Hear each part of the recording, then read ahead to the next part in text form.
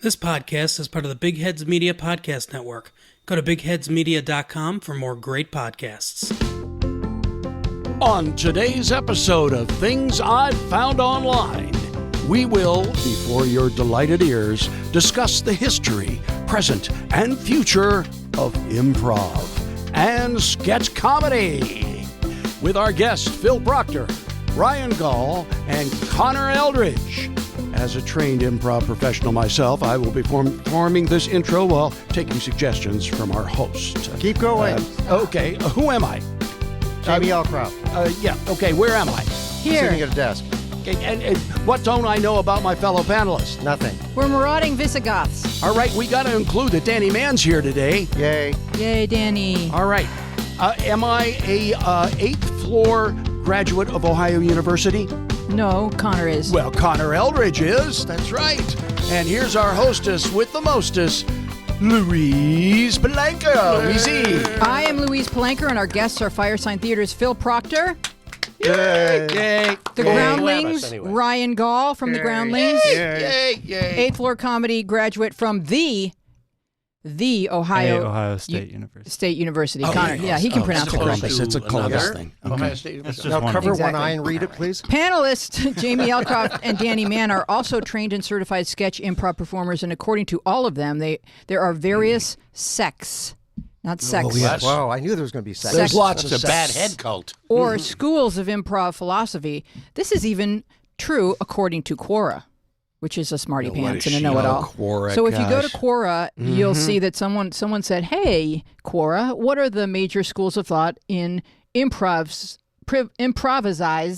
Improvise. She reads Improvise. better when the headsets What are the on. major schools of thought in reading and pronouncing Yeah. words and letters? There's no thought. There's no So- thought involved. But Danny knows just as much as Quora about the schools of improv, comedy, and Phil Proctor, way of fish. bigger. Way I know bigger about than schools of Quora. fish. schools of fish. Schools of fish. But Danny, you were going to talk about the schools of thought, and you posit that it's very similar to religion. Is it that are people that stern Secular. and strict Crazy? and yeah, no, they are. So unsecular? here's my take on it, and I've discussed this with Just take one. Don't hit yourself. They say if you put 10 rabbis in a room, you get 12 opinions. And improv is much the same. But I have found over the years, just talking to people in many different groups and just reading about it and stuff, that depending on what your background was or who you studied with, there's a tendency, much like in religion, like the Baptists believe one thing, the Presbyterians think another thing, the Quakers another thing. They're all part of the same overall picture, as improvisers are all part of a same overall picture. But the little divisions within it depend on who you trained with or what rules you were taught. Some people see that as, okay, that's one discipline I learned and I can now maybe play with other people. Mm-hmm. Other people get so married to that they disdain all other ones and, they're doing it wrong. We're doing it the right way. It depends on You whether or can't- not you get a wafer. Yeah. And you can't get divorced once you're married. My to feeling No. about it has always been that they're all good and you can learn from We're all all of God's them. children. And I like that. and that's been my experience. You guys may have had other experiences. Well, you but do. You get when something like that happens in your life, you discover improv. You do kind of get locked into your source, and there's a romance about it when you first discover it. I think, at least fall in in my love. experience, It was in prison, you fall in wasn't love with the experience. You fall in Also, love. it's a cult, and you don't want to believe that your beliefs are incorrect because then you might not make your way to heaven. But Danny, would It's you a little describe more the radical different? than that. And Danny, Phil, Jamie, and some of the Silent people. legendary experts here, Yes. and then we'll ask the young men what kind of they adhere to or what they were taught. Yeah. I'm very fascinated by what people were taught and then how they adapted. How they it. evolve. Yes, Right. exactly. Okay, millennials. well, No, not Well, let's yet. start with Danny. What are the start with schools? Because Quora says there's 3. Are there more than well, 3? I haven't got it defined down No. to 3, but just a brief piece of genealogy, and I think we've got the link to Viola Spolin's bio. But Yeah. and a lot of people call her sort of the godmother of improv. That sort of a lot of the basic tenets of how it's done started with her back in Chicago in the 30s. And she, at one point, wrote a very definitive book. Spolin for a fight. Exactly. was it the games? Was it the games that the she book, created? The book is called Improvisation Yeah, for the she Theater, and formalized. it's Is there a used in link? universities there- all over the there, world. There's the book right there on our screen. Whoops. There she Oh, she's beautiful. And And a lot of she's a chairwoman. She's working with a chair. The games all started like working with kids, like in the 30s. That were mostly immigrant kids trying to help them assimilate. Where the games were just a way of everybody being able to. And she kind of together. She kind of put it together into something, and then her son, Paul Sills, kind of took the torch from her, and he started the Compass Players in Chicago, which became Second City. Yep. So it kind of all started with her, but it's like a big lake, and there's all these tributaries. So a lot of people still, the group that I was with. You're a master of metaphors. Did anybody Have we tell metaphor? You look familiar. Look, Phil, a quarter. No, kidding. No, don't be so similar. I think they're all kind of offshoots from that in some way, and you can look at any group and see bits and pieces and things from that. Lots of bits. I mean, a few pieces. So that's kind of that's the whole thing condensed into a nutshell. And you learned from Viola? The group I'm in, the Spolin Players, hence the name, we were the last group to be trained by and directed by her. Then she died, didn't she? Well, she did die, but had nothing to do with it didn't have to do with you guys. I just oddly enough, you should say that. I have to tell you one little bit because they made it look like an accident. Well, we improvised. Well, that's improv. I actually started. I took 2 rounds of classes at the Groundlings long before I met Viola. And then about a year or 2 down the line, I accidentally, I won't bore you with the story, but I ended up at a workshop with her. No, wait, it gets worse. Wait a minute. He did bore us with the story, but we've edited that out. Yeah. Yes. Wow, this is the exciting part. So, and we were all very in awe of her. And every time she spoke, it was like, oh my God, like I've got to, like, it's like, I didn't even know what a legend she was. Everyone around me was kind of more in awe than I was. But I learned to be in awe of her. But I remember at one point there was sort of this cutoff day where she was watching some scenes and was going to like trim the group down, blah, blah, blah. And I did a scene and she was, she'd sit there and, well, you're not doing such and such. Like, there would be, and people would, oh God, please don't say. And I did this scene and she's kind of waiting and I'm waiting. And her whole thing is about the space, working in the space. And she said, the space around you is dead. And the whole room kind of went, and I went, but besides that, I killed it, didn't I? And I cracked her up. And I think that's the only reason I got to continue with her is that I loved calling her bluff and having fun with her because she had a great sense of humor. But people were so fearful and in awe of her. How old was she at that point? 102. No, no wonder. She was well up in her 70s, maybe 80s by that point. But yeah, no, it was. And was that in the 90s? That was in the mid 80s. She was in the 80s and the 80s. She sounds inspirational. She was in the mid 80s. She actually died on the day on JFK's anniversary of his assassination. That was also the day they discovered hell. Did you know that? I didn't know that. No, November 2nd, 22nd. They discovered hell. Well, November 22nd? they discovered the actual place where hell and the Sulphur Lake and everything and the river existed. The devil, you say? Those sticks and stones will break. Now, Phil, when you were starting out in improv sketch comedy, who were your heroes? Who did you turn to and look to for inspiration? Sid Caesar. Sid Caesar. You wanted to be Wild like Bill Hickok when he started. Well, your show of shows was your show of shows. Yeah. Was for me the Paramount comic inspiration. But Bob and Ray, also, and they were scripted. But they would go off script, and whenever they did, that was when I found them that they're funniest. Sure. And I kind of learned Ernie Kovacs, another one. He was improvising, visually, because the whole television scene. I was a child actor on live television. It was live, and therefore, things could go wrong, and you'd have to save like this. Really bad. Yeah, but we'll edit this We're out. going to save this. So I enjoyed watching mistakes on television and how the actors and actresses dealt with them. But really, it was Sid Caesar's just unrestrained, mad comedy that appealed to me the most. Yeah, and that's why I actually studied languages because I loved his German gibberish and his Italian gibberish and everything. No, he was amazing. Yeah, that's one of my favorites too. Well, you're pretty good at it, Jamie. Thanks. Yeah. I like doing Russian gibberish with Phil because Phil actually speaks Russian. Ryan,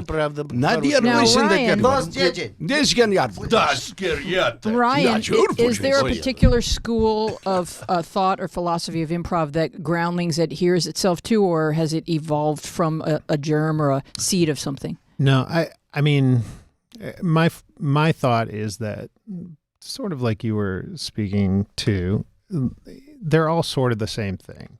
Mm-hmm. You're listening and taking ideas and expanding ideas and creating a scene.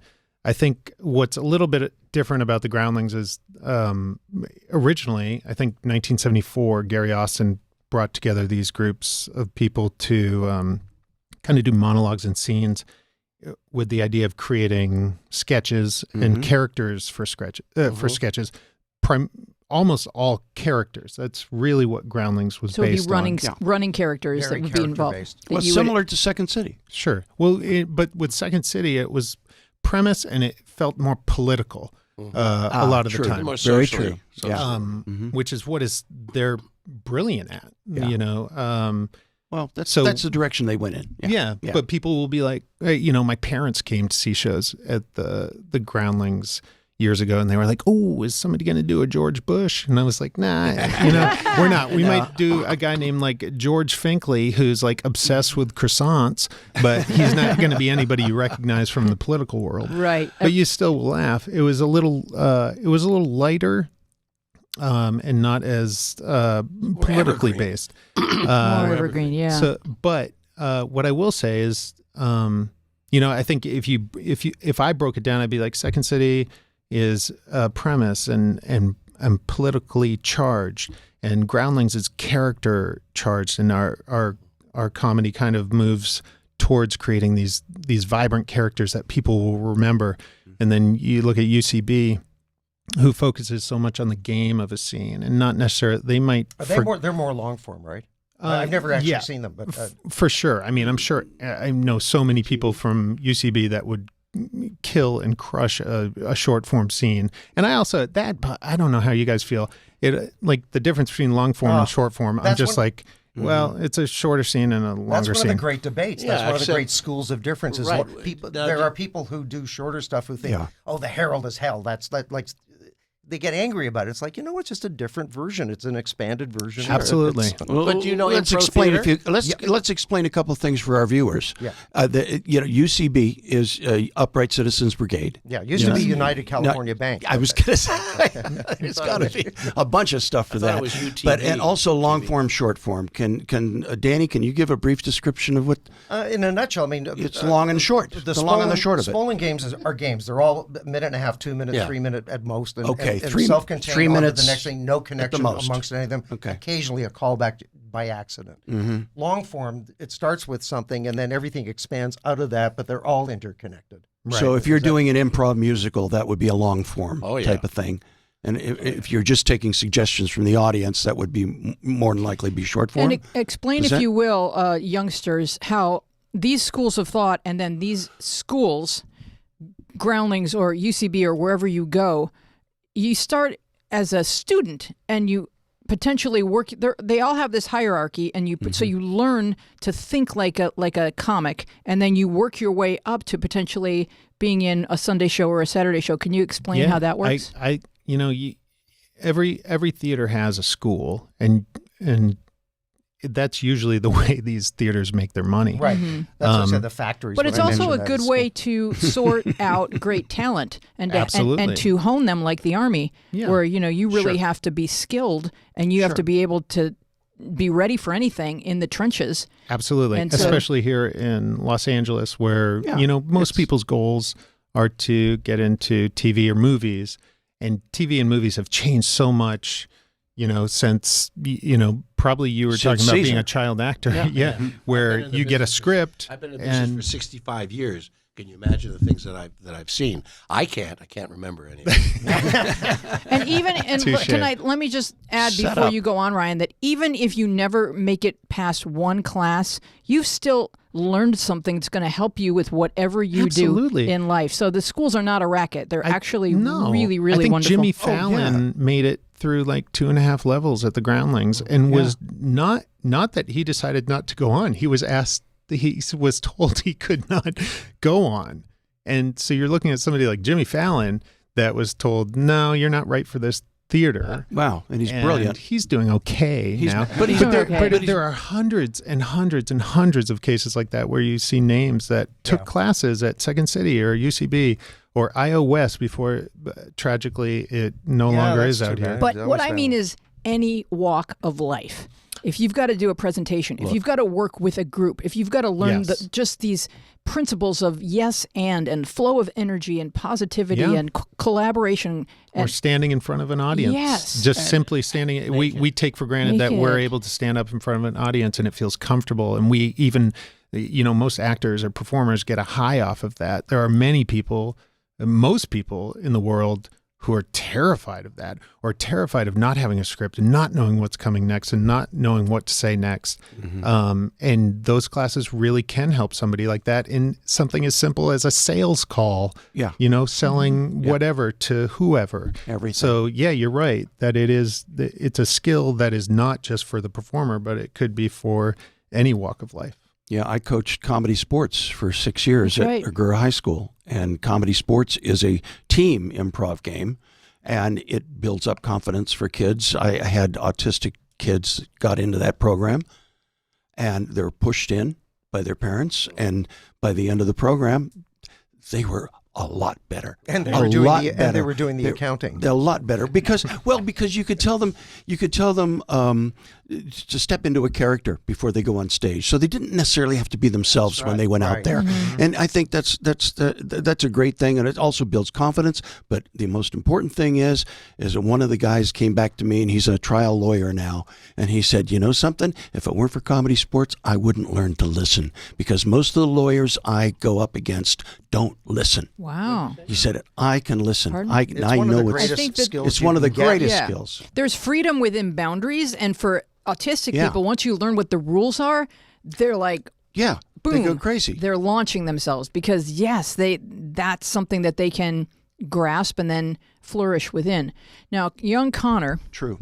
You just graduated from the Ohio State University. That's right. Yeah. In Columbus. And they have a pretty good... Were you interested in improv before you went to college, or did you find it there?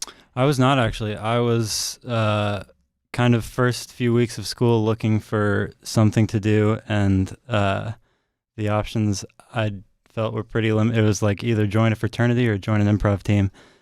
So you were looking for something to do other than studying? Yes, of course. That's what we all do in college. Well, and if girls That's were the search. involved, That's the tenement. Exactly. So my sister also went to Ohio State, and she was 2 years older than me, so I was hanging out with her, and she just said, hey, you should go try out for this. I've seen a couple of their shows. They're very funny. And I don't think seen improv up to that point. So I went and tried it out, and the rest was history, as they say. And that was your thing. You found that right away. Yeah, I mean, it was like kind of my whole college, because I did it first semester of freshman year, and then I made all my friends there, and I did it all 4 years, so it was like, if I wasn't doing improv with my friends, I was hanging out with my improv friends, kind of doing improv anyway. And it was great. Like, I didn't really know, I didn't have any direction going into college of what I wanted to do afterwards, but that's kind of really what gave me direction. I have a question.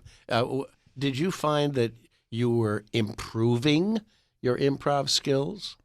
Did you feel more confident? Absolutely. Yeah. It's every time you do it, I think. I kind of learned from like the upperclassmen, the older people in the group, because I think one of the like biggest struggles like people have coming into improv is just acting like a normal person on stage. Like it's so easy to like get caught up in it, and then you're like, and you're just saying random things. Connor, there's one photo that it's gonna need some explanation. All right, you chose not to shave the pits for this. No, okay. I asked why the watch. With that outfit, to keep time. It's all about timing. Yeah, dancing is timing. That was actually that was not improv. That was a sketch. I mean, his space is alive. Yeah, that's true. That's actually from his honeymoon. Now, when you're doing a sketch, do you still use improvisation, or do you have to strictly keep to the form of the script? We tried to, like, because we would do openers, like sketches to open up a show, and then do like improv for the rest of it. And obviously, like sticking to the script exactly helps the people that are also in the sketch to like stay on track. Warming up, I guess. But we also were very bad about writing the sketches on time, and we would be rehearsing them for the first time like an hour before the show. So it was inevitable that people would forget lines. And then you can improvise because we were all improvisers. Yeah, and sometimes you find, the secret to a scene. That's where improv starts for all actors, is when somebody drops a line on stage, and you've got to figure it out. I have a story about that. I worked with Pat O'Brien. I knew you would. Pat O'Brien. Was Now, a you setup. guys probably don't know who he was. I don't. But he's a very famous actor. You Pat know O'Brien, very famous actor. I did Finian's Rainbow with him. We toured around. You were in. Did you meet Fred Astaire? Yes, I did meet Fred Astaire, but that was when I was working at the Mark Taper Forum doing Musica. That's another story. And he came, and I said, "My God, you look so much bigger on screen." He was, but I was working with Chase. I can't remember his name. Barry Chase. Barry Chase lived next door to me. You're kidding? Wow. I'm not even Gower kidding Champion you. and Yes, Barry Chase. and according to Caesar, who lived across the street, Fred Astaire has been over, which means that he's driven past my house. Oh, I'm probably parked in his spot. You might be. All right, so Pat O'Brien, I'm doing Finian's Rainbow. Okay. I'm Og, the leprechaun, and You he's are Og the leprechaun? Oh my God! You don't have to yell, Louise. We're on the. She hasn't been on this the radio. excited since Warren's last speech. So anyway, he was an older actor, an older man, and he would go up occasionally. He'd ghost, as they say. Go up is to drop. Yeah, a line. dry drop up, his line. go up, forget his lines. Throw up. And in his one scene, he had thrown me to the ground, and he was starting to do this fancy speech, and I'm looking up at him, and I see his eyes kind of roll up into the top of his head, and I said, "Oh man, he's Night, gone. night. He's gone." And you know that man improvised Blarney beautifully. The whole because thing. He was Irish. That's He right. improvised Blarney, and I just waited until there was an opening, and then I said something like, "So it's Sharon you're after, eh?" And I got him back on track.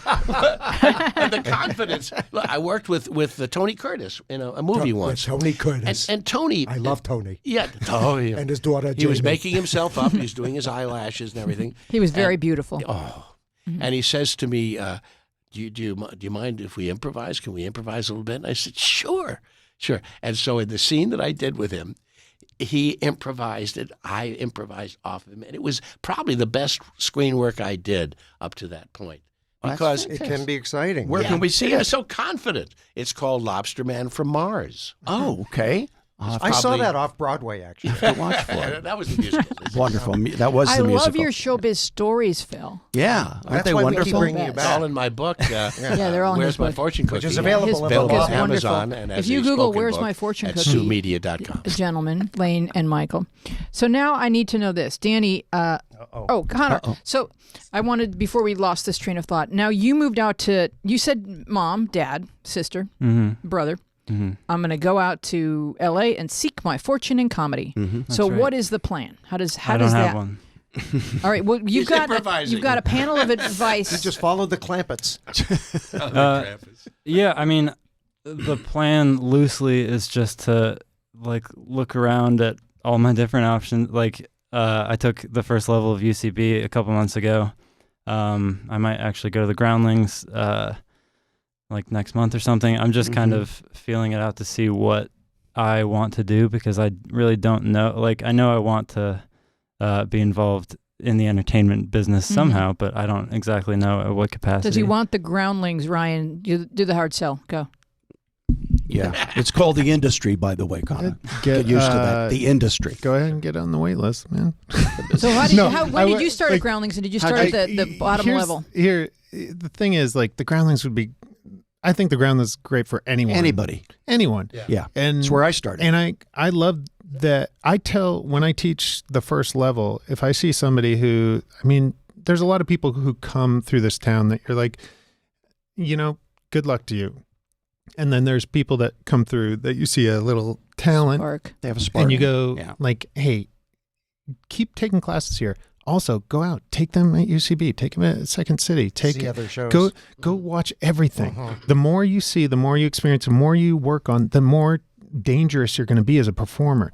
And I always point to Edie Patterson, who is somebody at Improv Theater, married to Dan O'Connor. I know that. And she's brilliant. And I'm like, she's a Groundling, and she performs a ton at the Groundlings. but you could put her in any theater, in any show, and she will excel and be brilliant. That's a gift. That's something special when someone can play any Right. style. It's like sports, like an athlete. If a guy gets traded from one team to another, and all of a sudden they play a different defense system, different this, different that, and he can fit in. Right. If you're good, if they're great, you can learn they're to gonna be adapt. Like Andrea Martin.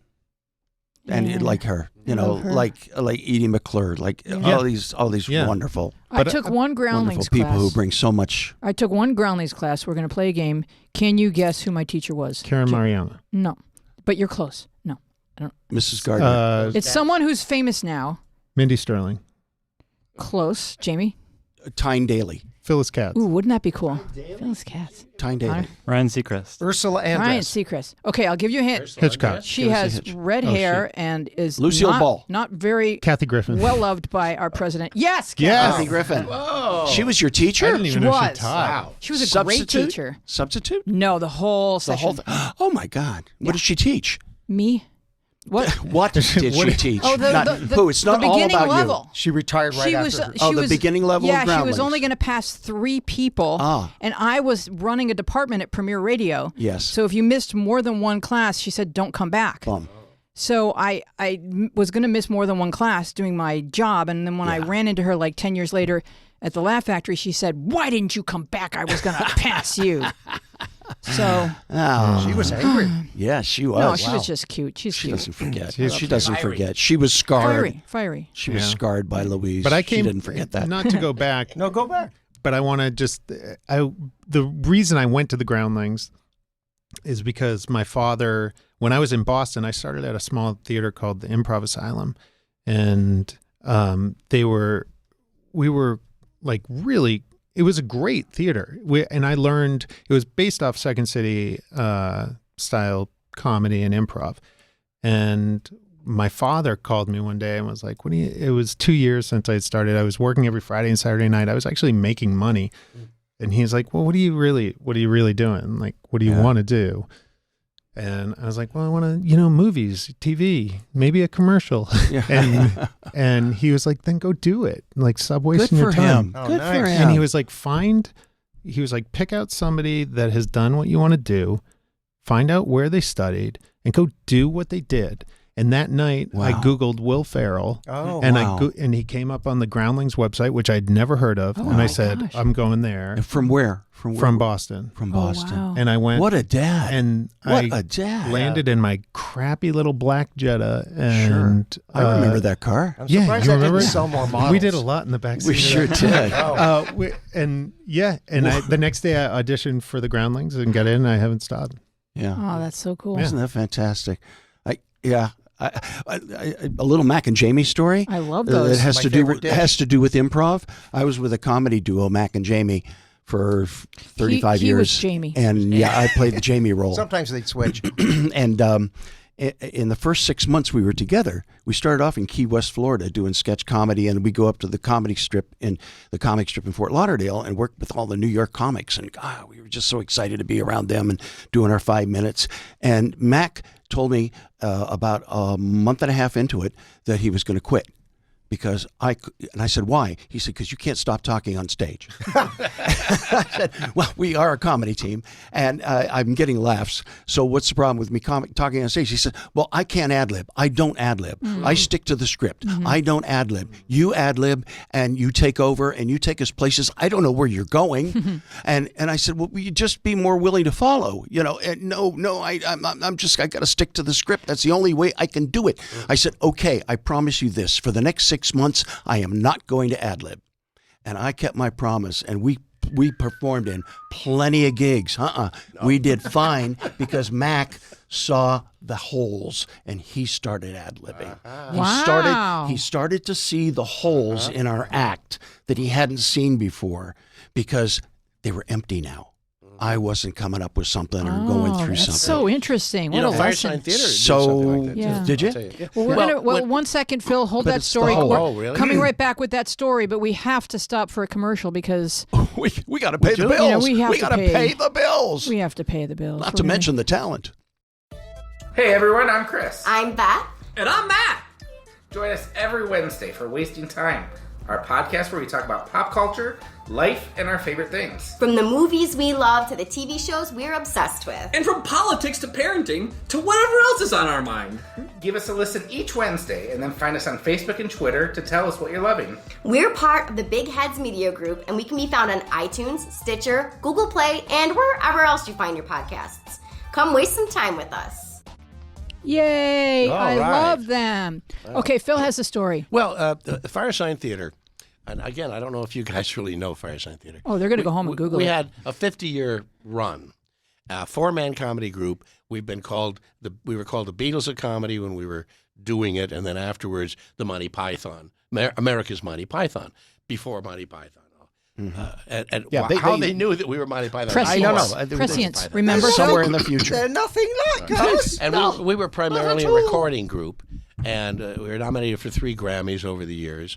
And so we worked together in a script format, but we would as 4 guys laboriously writing stuff out. Now, it's a complicated thing because we started improvising on the radio. Yeah. That's how we started, improvising on the radio. And some of us would bring in material and try it out on the other guys. And our primary interest was in making the other guys laugh. Okay, Sure. Which is the motivation, which you can't always do in improv, in regular improv. Making the 5th one laugh. Yeah, but you could do it on the radio, really. And when we performed, we would we'd use what I call rubber band moments. We would be doing our hits before great audiences. Played Carnegie Hall, we played the Beacon Theater, all kinds of places, and every once in a while, all of us would do something impish. Mm-hmm. Improvisation to me is being impish. Oh, I love that. Okay, and so we would. You put the imp in improvisation. Yeah, we'd really be did. doing a skit that we knew, and then there'd be a little opening. Yeah.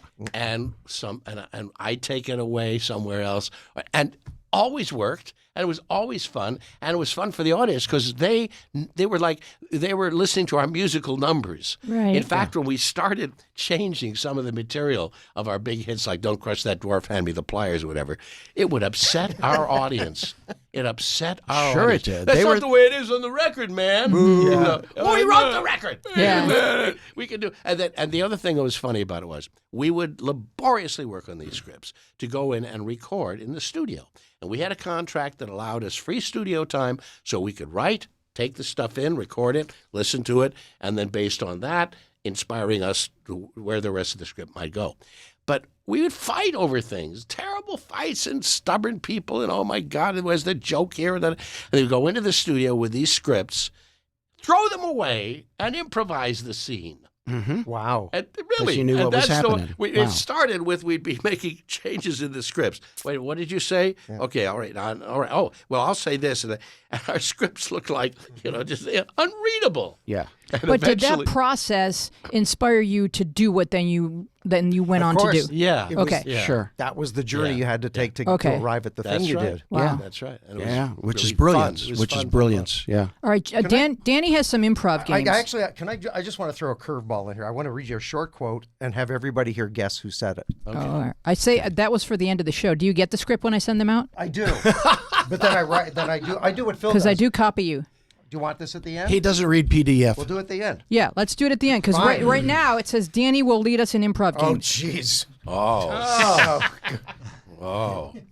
Yeah, 3 people just threw up and 2 left. I'm out of here. Yeah, considering that all this stuff was made to do on a theater in front of people, and this is mostly. Hey, if it doesn't work, I'll just little surgery. Sure. It works on the radio. Well, no. So my idea, some of you read it, some of you didn't, as something that we could do in here because there's not that. We're a little bit limited here, but one is make a story. One is either gibberish interpreter or gibberish relay. That is still good.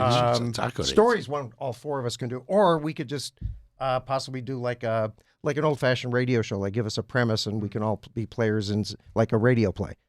Those are wonderful choices. So, now yes, let's they do are something great else. stories. It's something completely different. Let's hear story. Let's hear the quote. Phil learned it. No, and he came from that school. Yeah, no, but. No, he wasn't no and. He was no, but. That's what my I wife could see he says. slid off Yeah. his chair. No, but.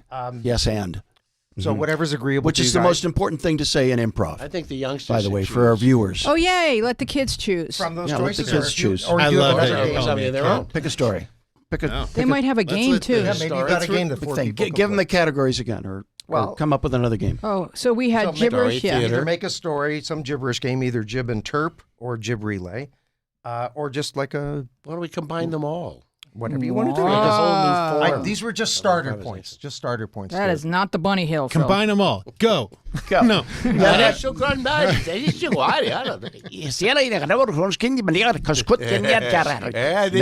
Easy for you to say. Yes.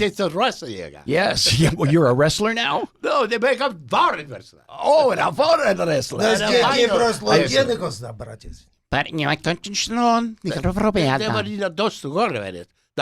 He's saying he's very upset at his partner. Oh, you're upset with me? He's upset with me, apparently.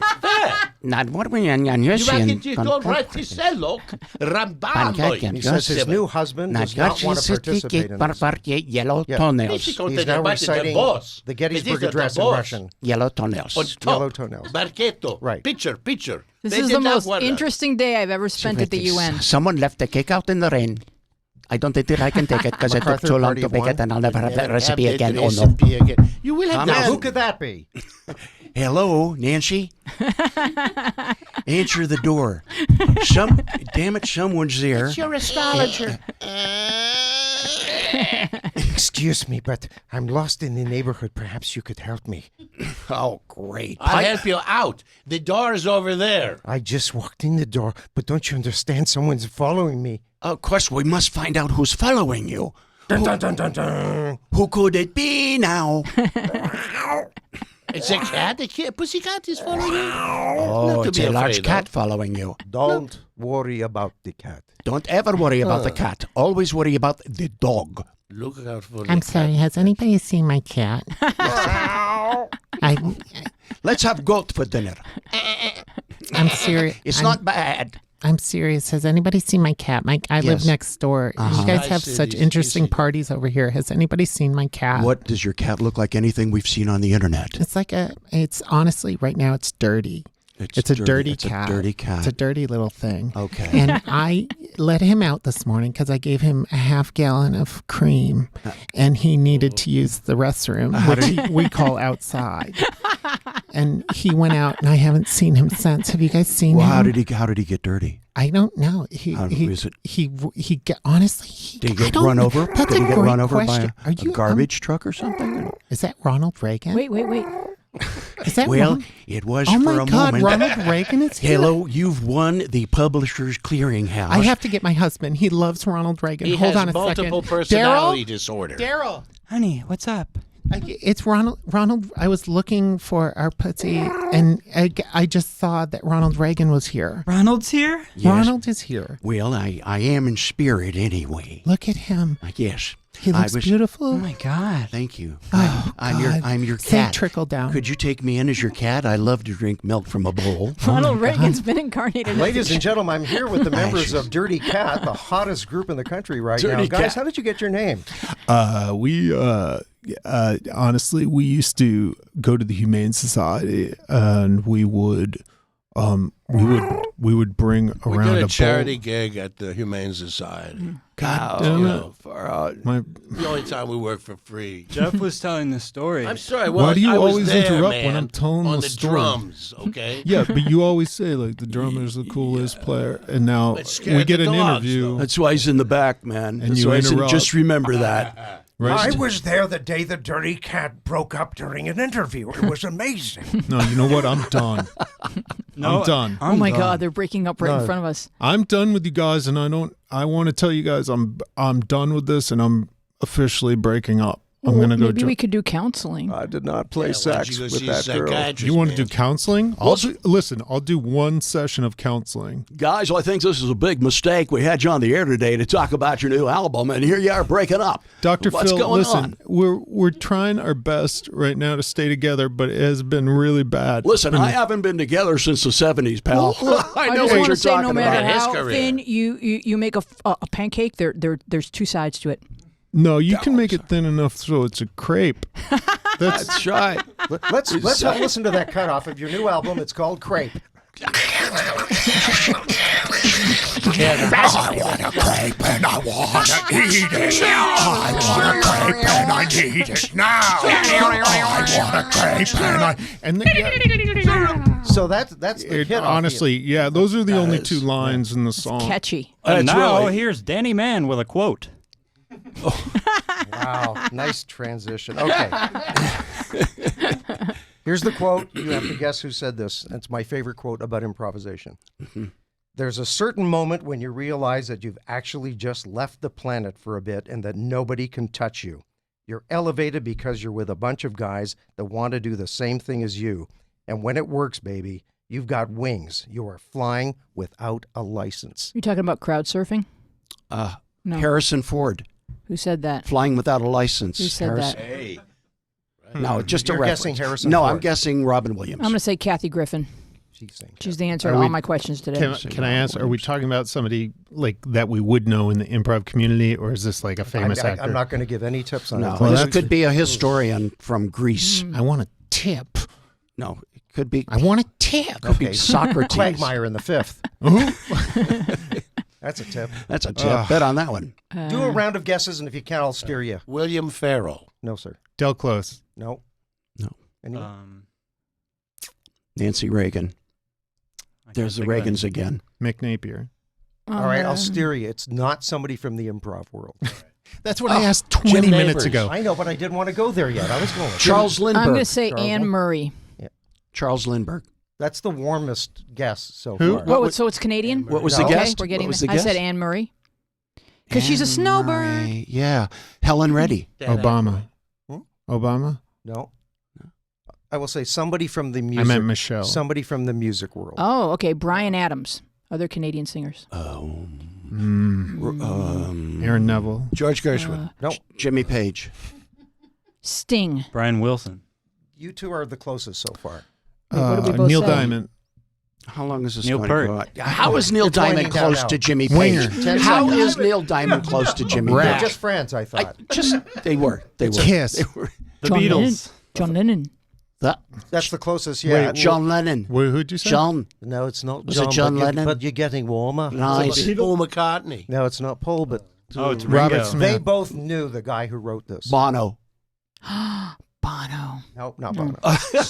Sting. Nope. You're not allowed to tell us until we Paul guess. No, Simon. I gotta know. You guys are so close. It's Yeah, wait, who did you say? Contemporary. He said Sting. A I said Bono. contemporary of the Beatles. Someone that they know. Oh, Oh. Herman from Oh, Neil Peter Innes. Noon. Peter No, Noon. the Rolling Stones. Peter, who said Mick Jagger. Mick Jagger. No. Keith No. Richards. Yes. Keith Richards? Keith It's Richards. in Keith his Richards. book called Life, which is the Wow, best. I didn't know he could say words in order. The right. book is phenomenal. Wow. He didn't. That I'm was reading- a different quote. It doesn't mean that he didn't say them in order. That's meant to say something completely different. No doubt about it. Okay. We had to reassemble Wait, them. if you hold it upside down, He actually says the devil is real and he is in your life forever. That's our jumble puzzle for All this right. week. So we're going to shop and compare for you young internet students out there who are going to Google the internet school of your choosing, and Google and the we're going to gaggle. go over the differences between, let's say, Groundlings, LA Connection, Sports.io, Upright Citizens Brigade, Spolin. Improv theater. add improv theater to that, which I Yeah, just so mentioned. go ahead. You folks who are in it and have lived it, what are some of the different applications that are taught, or disciplines that would be taught if you frequented any and all of the above? I think you're going to get the fundamentals at any of those theaters. Cool. I agree. The basic fundamentals you're going to get at any theater. I would say a lot of these theaters go to shows before you sign up for a class. Just go to a show. If you don't have the money to go to a show, because I understand, when you first get out here, you're struggling. They have a lot of you could probably walk to the window and say, can I get a deal? And they'll probably let you in. A deal. But Can you go- volunteer? Can you offer to work? And does that Sure. ever? I mean, you can always work at any of these theaters, probably. But go watch the shows, because you're going to get a feeling of what you want to do by going and watching the actual show. Go in. You can't get in. You can't afford bring sandwiches. Call me. Bring know what? sandwiches, cookies. Gaul Gaul. on Instagram. I will anybody who mentions this podcast, I will get you a ticket to a Groundling show. Oh Wow, God bless you. Good for it. That's great. I I'm told gonna you we call could in. score tickets if we did a couple of shows. But I do want to mention this. I'm not good for it. Okay. All right. You have to fetch Richards would do it. Thank you you for fetch bringing coffee. No, for I would Rygall. do it. I will. If anybody I would at the very least, if it were sold out, I'm not going to be able to do it. But if we're not sold out, I'll get you a ticket. Offer void in California. I think that anything in life that you show a keen interest and you show up and you're at panels or you're at discussions and you wait to speak to somebody. I mean, Phil, you must have run into hundreds of people who you've inspired by just being kind to them and acknowledging that they exist and that they matter. Yeah, that's a good idea. That's how we met. Yeah, it's true. When I was a towel touring, boy. I was touring with half the wits at the Firesign Theater, Proctor and Bergman. We did it primarily to reach our audience, to meet our audience, and we couldn't do that as a 4-man group. It was too unwieldy, especially since Phil Austin didn't like to fly. No, he didn't. So Peter and I, we flew all over the place, played all kinds of little clubs, and we were inspired by the places we were at, the people that we met. Mm-hmm. It was funny. Like, we were responsible, in a way, Proctor Bergman, for Harry Anderson's career. Oh, really? Wow. Yeah, and for a Fletcher, what's his name? A couple of other people. Maybe I'll think of him in a minute. Pat Boone. Who did you launch? Yeah, Pat, but no, Pat will not admit it. Sting. Milton Berle. You just guess Sting on everything. Louise guesses Sting on everything until she's Anyway, right. it happened because we were playing in Houston, and we needed an opening act. And this guy was doing magic. This bartender Harry, was doing magic. And we said, "Boy, you're really good. Do you have an act?" And he said, "Sure." I said, "Well, could you open for us?" He did. It was Harry Anderson. And he killed. It was fantastic. Then we ran into And he him made again. that disappear, so he did the whole night. He was good. We ran into him again in Houston, Texas. And we said, "Harry, we've changed our act completely. It's like a new age parody act now. Could you do something?" Absolutely. And he came out in a dashiki with flashing lights underneath it and did a whole other show. So afterwards, we go out to dinner and talk. He said, "You really got it. You should really go to Hollywood." Next thing I know, I'm guest starring on his show, Night Court. Yeah. Nice. That And was then a you nice said to him, thanks. He was a they great, have great court guy. at night. And you were the one who I told went him. suggested that. Yeah. So It was originally just called Court. So what I He wanna- gave me my first computer because he used Oh, to that's do right. he used to do the commercials for Mac. Yeah. And Court. He would pick up all the computers at the end It of was the a tennis shoot show. and give them to So friends. Phil Proctor, when you got your first computer from Harry Anderson, what's the first thing you Googled? That There was was before no internet. Google. There was no Googling then. When there wasn't Google, you I put in want to know. It was an Amish version. It was Floppy disk. It was steam operated. You See, know. because these kids, they grew up Googling. It was I an think it's 8-track. interesting to didn't. ask baby boomers, what's the first thing you Googled? That's a great idea. Let's do that. Yes, and I You don't remember? First thing I Googled was I have myself. to think yourself. And were you there? Yes. Excellent. You're known for googling yourself. So Yes. what I want to That's all I've know, ever what I Googled. want to know from the That's whole all I've panel ever- is yes. how has the internet changed how young writers and performers are influenced? Do you steep in pools of internet improv and go down rabbit holes, or do you worry that watching too many great performers will cause your work to become too derivative, more derivative than innovative? Look, I used to assign my students the task of watching Jeopardy. And they'd had to watch at least 2 episodes of Jeopardy per week because that's where you learn the general knowledge. And that's the kind of stuff that I used to use in improv because you're looking for something to talk about. You're looking for a point of reference. Jeopardy is the best training ground for that. What is That's a the good best tip. training ground? Jeopardy. Thank you, Alex. You have to answer in the form of a question. But now we live in a world where the internet is so, relevant. Pervasive. Ubiquitous. It's in our face Right? all day long. Yeah. So, In my face. it's in your face. It really It's right is. up And tight Sting. in your face. And so when I write, I do take things from the internet and I take a popular viral video and I'm like, okay, what connected to its audience so heavily in this video? Ah. And I might say how do I kind of contort that into something different that I can put on stage with the same tone or the same idea, but with my own. Sure, your own All right, interpretation. now I remember Okay. how I used the computer when I finally got hip to it, and that was that I started to write Planet Proctor. That was like 26 years ago. Do you guys have a link to Planet Proctor? Yeah, planetproctor.com. It's fantastic. I got mine today. It's all going. Yeah, it's I just sent out one today. It's got its own atmosphere. But I knew that there were all people used to send you jokes, but they'd be sent. Do you remember? They had all these lines on the side. Oh, because they've been how many forwarded so many times. Yeah, and they were really kind of gnarly. And I would clean them up and edit them and put it in as part of Planet Proctor. To make them funny. Yeah, and I found this wealth of information and material. Some serious, some scientific, but most of it funny. And I could make a comedy blog out of it. Before Interspersed they called it with a blog. Melinda and I will be doing a reading for Icelandic orphans on a float tonight. Yeah, I put in links. I put in links of things like that. Icelandic orphans. Icelandic orphans. Yeah, quite a good Radio cause. theater. I also want to speak to a benefit of the internet, particularly in my experience. So our comedy group, we had an annual festival called Bellwether where we'd bring in like college teams and then a couple pro teams from New York and Chicago to perform. And when we're planning that, it's kind of hard to just, like, you can't really book a team sight unseen because you never really know what they'll do when you get there. And also, if this panel is any indication of the demographic makeup of the improv scene, then it kind of is. It's mostly like men, like white men. And it's, I think, we're more focusing, or at least what we try to do is focus more, because it is such like a freeing art form. We try to focus on kind of getting a little bit more diversity in the teams that we were bringing in, but not just for the sake of checking boxes, because we could also see like sketches that they had posted or like shows that they'd posted online, and we can see, oh, that's a good team, and we want to bring them, and then we just message them on Facebook, and they come. I've got a question basically for you two, but you guys can weigh in on it if you choose.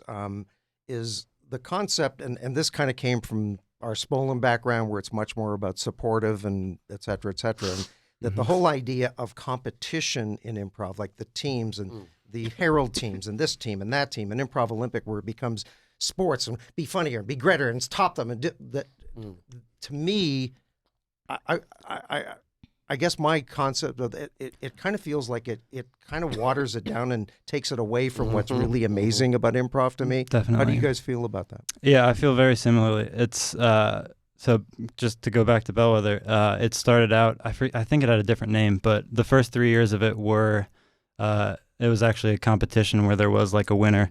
8th floor, our group won it 3 times in a row. Yes. And then we said, it's not a competition anymore. Sports. It was before my time. Because nobody can beat us. Right, yeah. That's right. Well, I was backstage with our mutual friend Josh Duvendek, and he was practicing with the improv troupe he was in. And they were in a gym, and it was one of those improv games where someone would run in from the sidelines, tag someone, and it looked like athletics. They were sweaty, they were running. It was, to me, it is athletic, and so I can see why people would want to compete, because it really does feel like you're on a team. You're really lateraling to each other, and you have all the camaraderie. That's of the joy of teamwork. theater too. Yeah, Plays. Yeah, it's human nature to be fun. Make something competitive at some point. I think when you first start, you're like, this is fun. I'm having fun. Like, we're just doing this on the side. I have my job, and I come here like once a week, and I'm doing this. And then all of a sudden, people are like, "Hey, you're pretty good. You want to do this on the weekends?" And you start doing it on the weekends. Maybe you start making $100 a night, and then maybe you start. Like, you book something and you're like, oh my gosh. And then your human nature will take over and be like, I want to be better. I want to be the best. And I want to make more money. And it's not, I think what's great is that doesn't mean you can't be supportive. And the irony, actually, I think, is that you have to stay supportive in order to keep up being a brilliant improviser.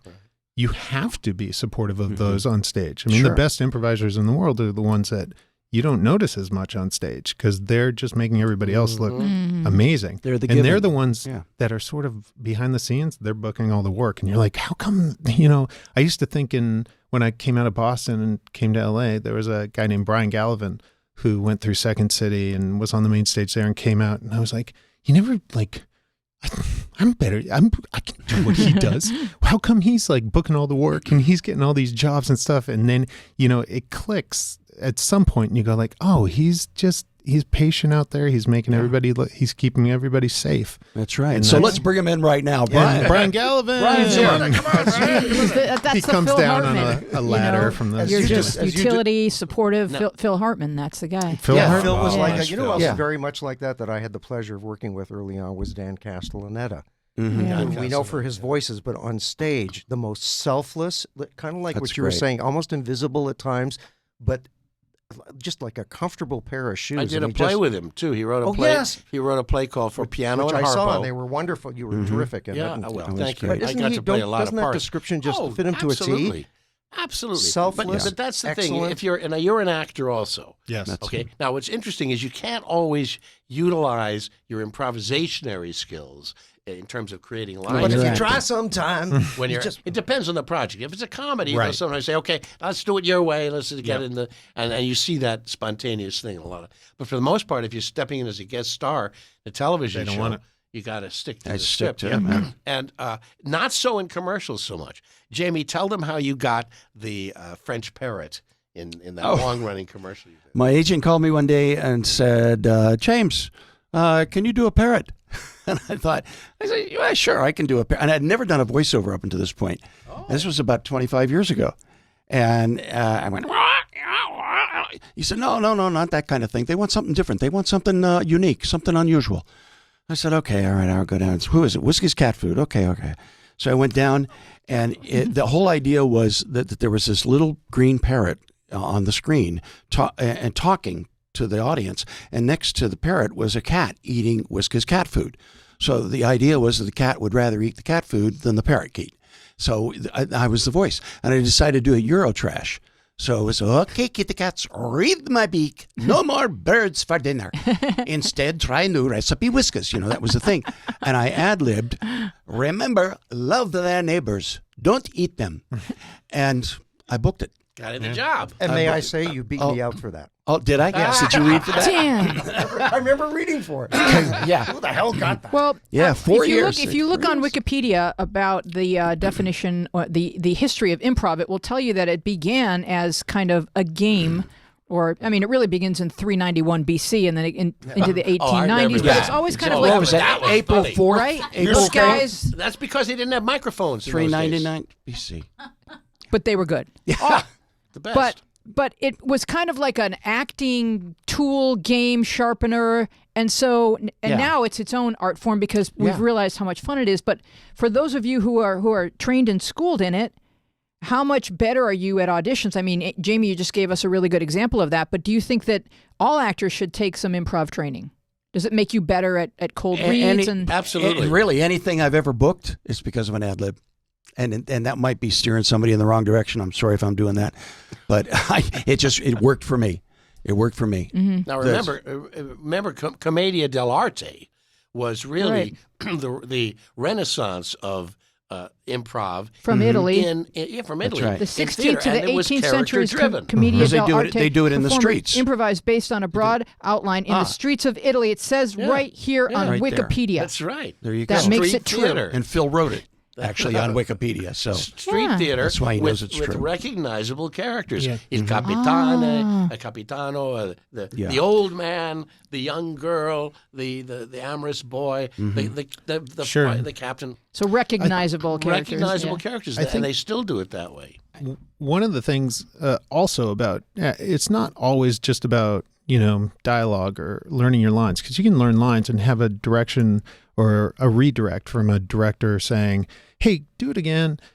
This time, remember, you're outside, you got to yell. And, they might give you several directions that are not just dialogue appropriate. Yeah. It's Set and setting. It's about And you're- adjusting your whole behavior. Intention. You're being shot at. Yeah. And I think the advantage of being a improv actor is when you get direction like that, it doesn't throw you because Right. you're like, oh yeah, I can. Yeah, you you want me can to do play the with same it. thing again, Absolutely but right. you want me to be loud Fun. and you want me to be a little crazier or something. Now listen, Yeah. Jamie has another story. What? Sorry, How yeah. does that No. Parrot story Tell number me 2. about the Here so it many comes. stories. Welcome to the Jamie Show. Yeah, because the FBI parrot story killed. Okay, Boomer. Here's an Go ahead. example of What is it? using improvisation to get a job. Good Okay, setup. and what was my other story? Where you intimidated. Whisper.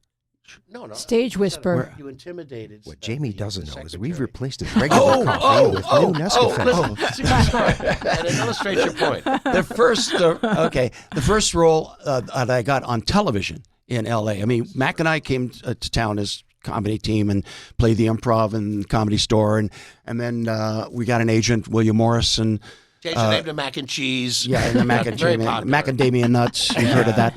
And we, I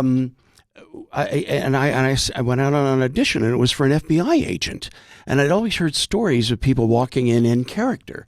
And I thought, well, what the hell? This is my first audition in L.A. I'm a comedian. So I dressed up like an FBI agent with the raincoat and the whole thing. Yeah, and the parrot. And I walked in and I said, "Okay, kitty cats, read my beak." Under arrest. I walked in. I flashed my badge at the secretary instead of signing the audition sheet. I flashed my badge and said, "I'm, Lou Hawthorne from the FBI, and I need to see your form 6530. And she said, "What do you mean?" I said, "Well, if you're auditioning FBI agents here today, I think that's what I understand. You need the form 6530. And she said, "What do you mean? That's the law, ma'am. I'm sorry to spring this on you, but you can get it online. You can get the And I went through this whole thing, and she freaked out, and she called the producer who was in the casting room and said, "There's this guy out here from the FBI, and he sees." And the producer said, "Send him in, send him in." And I walked through the door. He says, "You've got the part." See? If you can get Really? past Ellen, you've got the part. And that's two things. It's confidence and a sense of playfulness. Yeah. And And taking just hope that- chances. And hope the hell actually that- being from the FBI. And hoping to hell that What's the Ellen worst is thing at that the can desk. happen? You don't get the job, Yeah. Oh, I forgot about that. I mean, but stuff. That was think, improv. I That think was improv It was. makes you more Planned. what the fucky. You know what I mean? Oh, yeah. If I'm that's what the fucky all the that's a time. term. Yeah, I Yeah. think it's Yeah. like, because if you do enough improv, you're definitely going to do bad improv, and there's almost nothing worse than like just completely flopping on stage. But once you experience that, it's great. like it's so freeing You because just own it. Like, That's okay, just how it I goes. lived. Never Yeah. felt that. Never felt that. Yeah. Can't. Yeah. Wow. That must be something. Sorry, Connor. Connor, We thanks for sharing that, man. we appreciate that. I'll be looking for that. It happened to me when I was doing story theater with Paul Sills. There we go. At the 25th anniversary of the Mark Taper Forum In Iceland. presentation. Yes. And I became part of the troupe. I was doing my own solo thing, but I was part of the troupe. And when it came to my line, My because it word. was My line. improvised based on what they did with story theater and the characters. I couldn't remember it. I blew it. How can I you can not remember that embarrassment even now? Oh, yeah. you See, can and We're then walking in a circle. Oh. but then you let it go, right? Because you've been embarrassed Sure. far worse since then. That was Sure. just the first time. I learned early in show business that if you're doing a play particularly and something goes wrong, you're the only one who knows it, and maybe the people you're working with. And if That's you can, right. and if you can then get through it, they'll pick up Just the like ball. now. Just like this moment here. Yeah, and you just got through if it. you just beautifully. watch like old footage of Johnny Carson tap dancing, Oh, brilliant. every time if a joke bombs or something, like he had some go-to places. Like, so I'm sure when you just go up or when you just kind of like feel like I'm in free fall, there's something you can grab a hold of that just kind of lets you sort of flow down. Sometimes. Ed's tie. Yeah, it lets the audience loves it because it lets them in. Oh You're yeah, you doing include that. you include them. Yeah. The first time I ever, the first sketch I ever did in the main company at the Groundlings. Yeah. And I remember being intimidated because it was something that Jim Rash and Nat Faxon had written, and they're like well-known writers now. At the time, they were great writers, but now they're like Oscar winner writers.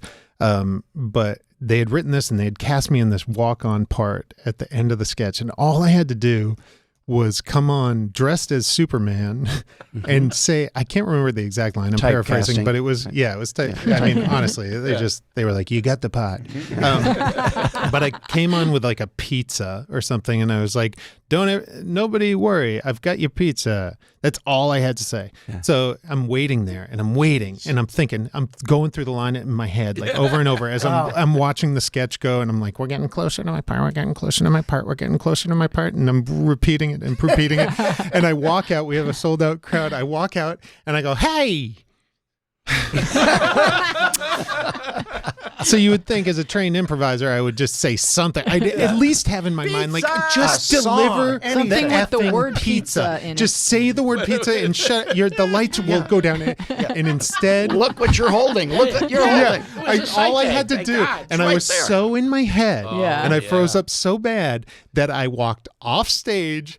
And I was like, the only thing I could think to do is like, if I re-enter, maybe the muscle memory of the line will happen. And I walked in, froze, said, hey, walked off.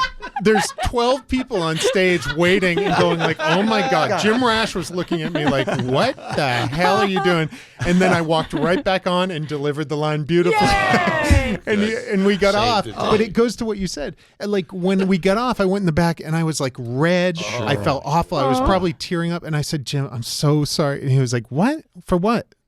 For what? Yeah. I was like, I didn't know. He's like, oh, dude, we're gonna do 1,000 of these shows. Who gives a shit? Get out of here. Go get ready for your next scene. Get your pizza. It'd be funny if that's awesome. What a great story. That became his signature Groundling thing, where the first time you come out, you freeze, two entrants, go out for a beat, come back in and say the line. They call me two entrants Gaul. Everybody's two entrants Gaul. He called you. He's got a lot of Gaul. He called you. Yeah, that was a Gaul. Did you see that? He did a Gaul last See night. See Gaul. Yeah. Now, can I ask you, Ryan, what are some of the characters that you do in Groundlings? Because you talked about Groundlings being character intensive. Yeah, I mean, I've probably over the course of the 15 years I've been at the Groundlings. You're done too young to 15 years. 15 years, yeah. He's 12. I started out of the womb. I got shot out of my mother into a Jetta, and I propelled myself across country. They were womb mates. Yeah. You said me and my mother? Said to the people in the living room, give me a location. Yeah. But jeez. Ronald Reagan's here too. Well, there you go again. Well, Dueling Reagans. Whoop-de-doo. we're the Reagan family. Shambaku. But hundreds of characters. I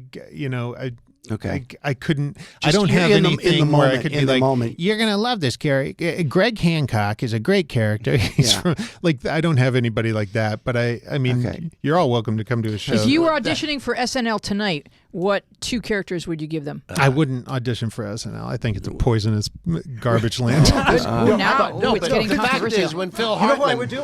I would do Eddie Murphy. do Eddie Murphy. I know that. You would do Eddie Murphy? No, I'm just. Phil Hartman. I would do Eddie Murphy. When you can see, if I was 20 years old, I'd go to SNL. Yeah. I'm not going to SNL. Yeah. But what were you gonna hey, say, Lauren, how are you? That's smart. That's smart. Phil Hartman, Hey, Lauren. who we Smart guy. luckily got to work with and loved. Guy. He was a very talented artist, and he did the cover for one of the Firesign Theater albums, Fighting Clowns, and Phil, when he was ready to audition for SNL because he had all these characters. And with confidence, he could go from one to another. Mm-hmm. Listen, when I was doing musical comedy on Broadway and stuff like that, I learned Street Dropper. Some songs. Street Dropper. You mean I when you learned knew some Fred songs, Astaire? and I was very confident with those songs.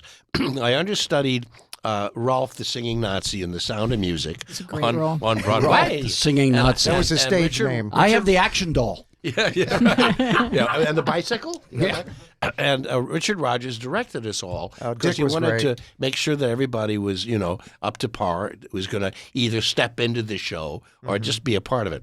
And so I learned that you are 16 going on 17. Mm-hmm. And no, you're 17 going on 18. No, you're all right. Yeah, You're I'll off. take care of you. And I was auditioning for a touring company. And the director and the casting director were there, the Variety Arts Studio, which is a big... And Ellen.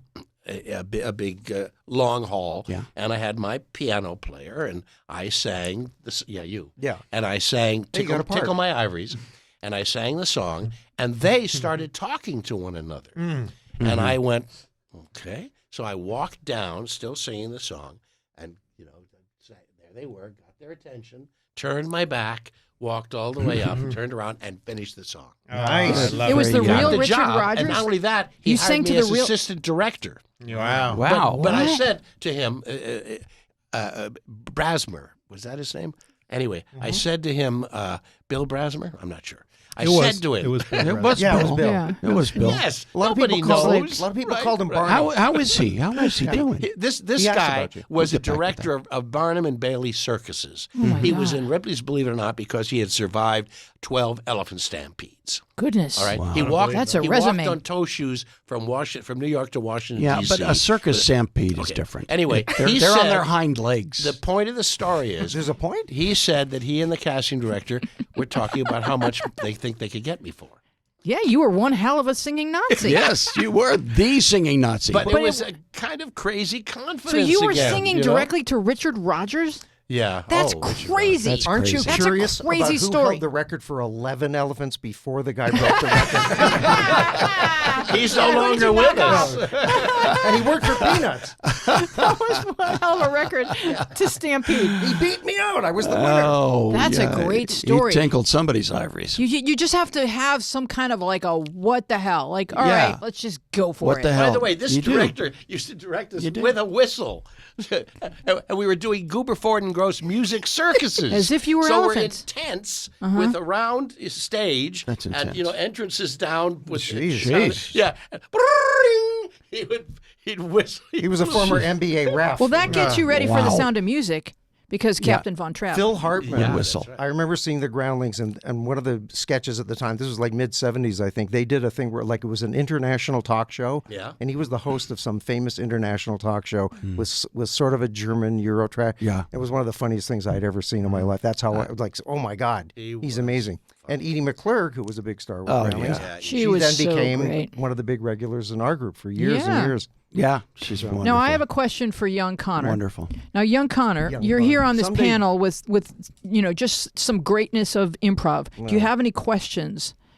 Greatness of improv. Will there be And be Jamie. food after? Yeah. Who's the greatest improviser on this panel? Oh, I gotta say, Phil Proctor? me. Yeah. Oh, I I think see Danny. Danny. I think Danny's Danny. strong. God, Danny's Danny's strong. really strong. Yeah. I think he's the Very best. strong. If you ever get a chance to go see the Spollen improv group, Yes. go see them. Okay. Because Where can we see them, I had a Danny? chance. Well, that's a very Gail interesting- Mathias and Anna Mathias. Is Yeah. she still in and it? Jim Stahl. Jim right? Stahl. He was with And the Comedy Store. Almost Peddlers. everybody in our group has been with like at least 4 other improv groups at some point. Right. Yeah. along the Who way. else is in your group? 'Cause David McCarran, who was David from McCarran. San Francisco area, was a mime, worked with Rob. He the worked committee? Did he work in the With, committee? don't think so, but I think Anna did. Anna Mathias. Yes, Anna did. Anna and Gail Mathias are not related. Nope. Gail was in something like Mixed Nuts or something, and and had I a worked two- with both the Mathai. both the Mathai. Yeah. That's right. You're in the Antius Theater with her. I'm in the Andes Theater with Anna, and Gail and I were in a show called L.A. Deli by the great Sam Bobrick. Yes, wonderful. Yeah. But okay, and who's the Italian guy? John Mariano, Oh, John amazing physical. Mariano. This guy does physical stuff that's like off the map. Yeah, he would be. He would have been a silent movie star. I think that's what he wishes he were. If But you he's know, never said it. there's people out there who are going to want to get into improv, Right. despite what we've said today. Because it's And- fun. Because and it is fun. challenging. And, it's, at least that's a great thing about being an actor or a comedian. You never feel like you're, I don't know, I've never felt like I was working for a living. I always felt like I was creating for a because they weren't living. paying you. I was, because I never got paid. That's true. You can Hey, get did paid an- for did- doing that. Did anyone okay. watch Nashville, the TV series Nashville? I never did. So there's a character on there called Deacon Claiborne. Uh-huh. And if a person were to late at night Google him because he's dreamy, I'm just saying, in Okay. theory, if a person were to, Were to. they would find out that he was in Who's Line and is an improv guy. So he plays this country singer on Nashville, and yet, and I don't know the guy's He's English then. No. Well, yeah, they were. A lot of them were Australian on Nashville. Michael McShane. But this guy's name was Chip or something. Heavyset guy, right? Yes. Yeah. Oh, funny. And he's also in improv theater. And I've seen him do the most amazing. So whose things. line kind of brought? I've never seen Chekhov. impro, but they do Oh, you've complete gotta see- thematic. They They'll do do a Shakespeare. describe musical. What they do on paper They'll do sounds Chekhov. brilliant. They'll do all. Really? Yeah, and totally the They are style of brilliant. it based on one idea, and the whole evening is. Yep. So where does one go to find impro? Improv theater plays at the Falcon Theater. Oh, Gary Marshall's Gary theater. Marshall, Gary yeah. Marshall. Gary Marshall That's theater. once in a blue moon. They've got They- a but they place have on their own- Vermont. yeah, they have have a their own studio they in Vermont. teach too. Yeah. Yeah. They teach. Yeah, they do wonderful workshops, even if you don't want to, you can't Yeah, I commit heard to you can 8 drop weeks. in. I've actually been thinking about Yeah. going just to see what it's like, and It's really great because Really? what's Huh, interesting you should. about that the process is they're learning a style. They're not just a really specific genre. So if they do the Twilight Zone, like I think we did when I took a workshop there, we did film noir, and Dan O'Connor was the teacher, and he sent us home and he would give us like specific film noir movies to watch, right. so that we could have references. Absorb And the he, references. Maltese and Falcon. it was really, really, really stupid fun. fool. And for an So- improviser, it's a really fun thing to play with if you've never done it. Sure. To really sink One- into It's one. awesome. One tip would be to immerse yourself in everything, and you can do this really quickly by watching The Simpsons because they have taken off on everything. But if the more you learn, the more you know, the more genres you understand, the more you can take off on them and understand what you're. You raise another interesting point about this, which is voiceover, the effect, what voiceover can teach you about improv. You know, as I say, our Firesign Theater began really on the radio, so we could become different characters just by changing our voices. And And most of your career was on records. yeah, on records and then cartoons. I'm Howard on the Rugrats. That was a 14-year job, and I did I did guest parts in all the Hanna-Barbera cartoons, and it was only because I could do different voices. You're the same way. We do games now. Can you give me a little Howard? Oh, sure. Howard is a father of Phil and Lil, and my wife, Betty. She's the strong one in the family. That's right, honey. I love it. So what do you and Jamie do? Oh well, games, interactive games, Yeah, video games. and here's Video games. Yeah, video games. here's another story that might be a clue to various people. Might be. You were at a convention, and they were calling out all of the famous characters, favorite characters, and asking them to give a sample of their work, sample of their voice. Right? This was what? No, it was okay. Call of Duty. It was the launch of Gears of War, and Gears it of was War. at Universal Studios, and it was when they had a GameStop there. And at the GameStop at midnight was going to release Gears of War, which has now seen 5 iterations, so it's a popular game. And there were hundreds of people out there. At 11:45, Waiting for the game. Yeah. And all the voiceover actors from the game were there, and we never really worked together. Really, you go into a booth and you just, and you can sometimes they play back stuff for you, so you can kind of get a feel of the scene. But anyway, so I was being introduced to all these different people, and the DJ comes out and he says, "Okay, guys, what's going to happen is I'm going to introduce you, okay? And then you're going to come out on stage and shout out one of your famous lines from the game, and then just kind of step to the back." This sounds like Galaxy and Quest. we looked like at each other like famous lines from the game. We did this 6 months ago. I can't 300 remember lines, anything. And so while something else was going out on stage, I sneaked into the audience, and somebody saw me. There's Jamie Elcroft. Oh, he's Hoffman. There's Victor Hoffman. There's Victor Hoffman. Sign your autograph. And I sign autograph pictures. I say, "Hey, listen, guys, what's your favorite line that I say in the game?" And they told me. Yeah. And so then all the other guys got introduced, and I went up and I said, "Kick butt, you jackass!" And everybody went crazy. Why don't we all go around and say So- our favorite lines from the first game, Gears of War? From Gears of War. Let's do that. Guess. Guess your favorite lines. I'm going to say stink. That's a good idea, Connor. Yes. Nice callback. Nice callback. All right, we have to wrap it up. I want to say Keith Richards. This is a double album for sure. Absolutely. I want to thank our guests, Phil Proctor, Ryan Gaul, Connor Eldredge, and to our panel. Thank you, Jamie Can I Elkhart. do just one thing? Sure. I'm going to give you a copy of my latest book. Yeah. Every time I'm on this show, I'll go home and write a book. The new book is out. Yeah, let's go. What to say to your crazy right-wing uncle. Okay, talking points for liberals. In my case, it's a cousin. Profusely illustrated. All right. That's great. It's a great book. I've read it. With Samuel Warren Joseph. Fake book. Yeah, I know him. It's a fake and book. a foreword by Tom Hartman. Do you have a favorite line from the book, Phil? Yeah. Victor Hoffman. Can you read it in Victor's voice? That's because he liked gefilte fish. You're being very because judicious. He liked gefilte fish. I just, at random, you see, every line is a killer. It's just gold. Anyway, this is for you. Fake book. Oh, Louise. Phil, I love when In you case read your books. you go and visit your relatives and Awesome. they're driving you crazy. Thank you to Danny Mann and Jamie Elcroft. Our producer is Dina Friedman. Where can we see the Groundlings? At the Groundlings. Yeah, at the Groundlings Theater on Melrose. Yeah, you should ask for Ryan. He's got a ticket for you. Weekend. Shows Wednesday through Saturday night. Yeah, you're in the main show. You're in the main company there, huh? stage, I'm in the main company. with Josh Duvendeck. I am with Josh Duvendeck. That's fantastic. And I'm with Josh Duvendeck all the time. All That's the time. fantastic. She's in the car. Greatest Yeah, person, he's greatest kid, greatest young man He's in a the great world. guy. Besides Ryan, but next to Ryan. Our producer is Dina Friedman. Our tech team is Lane McFadden and Michael Tellep. Our sound mixer is John Maddox. Whoop! Our webmaster is Bill Filipiak. Check out his music. He's really good. Next week, we've got voice actors who do video games, Caitlin Galt and Kyle McCarley. I am Louise Palanker. Be safe, be well, be kind, and we will see you next week. Bye-bye.